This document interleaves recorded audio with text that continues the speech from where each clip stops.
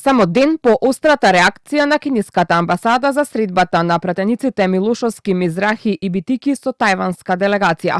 Денеска во собранието прва средба меѓу председателот Гаши и кинеската амбасадорка Џианг Сиаоран. На неа Гаши, како што соопштија од собранието, бил дециден дека релациите меѓу двете земји се одлични, со голема почит кон традицијата, историјата, независноста и суверенитетот, со поддршка на концептот една Кина. Двете земји имаат долга историја на соработка, уште од нашата независност, 3 децении почит и соодветна комуникација, стои меѓу другото во соопштението од средбата. Двете земји имаат долга историја на соработка, уште од нашата независност, 3 децении почит и соодветна комуникација, стои меѓу другото во соопштението од средбата.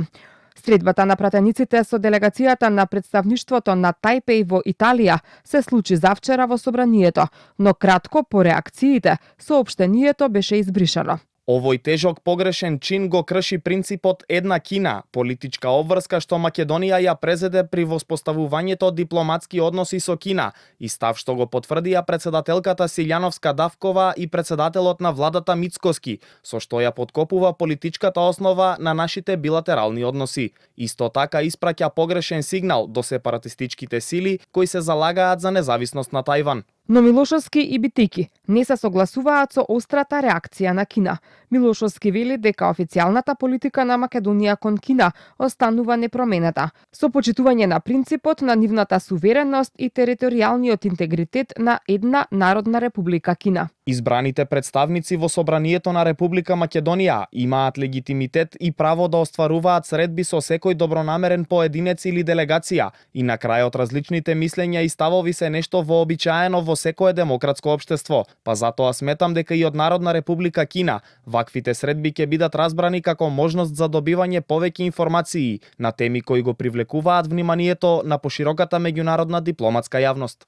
На сличен став е и пратеникот на СДСМ Фатмир Битики. Средбата со представници од Тајван беа во насока на поздравување на нивните активности во Македонија. Тоа се донациите што ги направиле во клиниката за педиатрија. Реакцијата од кинеската амбасада сметам дека е преувеличена и е во насока на задирање на слобода на делување на избраните пратеници.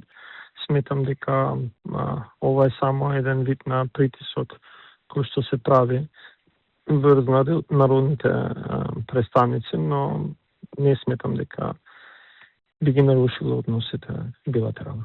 Односите на Македонија и Кина беа нарушени во 1999 година, кога владата на Љупчо Георгиевски и Васил Тупурковски донесе одлука да ја признае независноста на Тајван. Кина, како одговор, ги прекина дипломатските односи со Македонија, а одлуката имаше далекосежни последици за земјава. Кина нешто подоцна во Советот за безбедност на Обединетите нации стави вето на продолжувањето на мисијата на УНПРЕДЕП во Македонија, поради што Македонија се соочи со кризата на Косово и бранот бегалци што следеше без распоредени мировници на Обединетите нации, кои беа значајна безбедносна гаранција. Во 2001 година Македонија ги прекина односите со Тајван, пошто Кина ги обнови дипломатските односи со Македонија.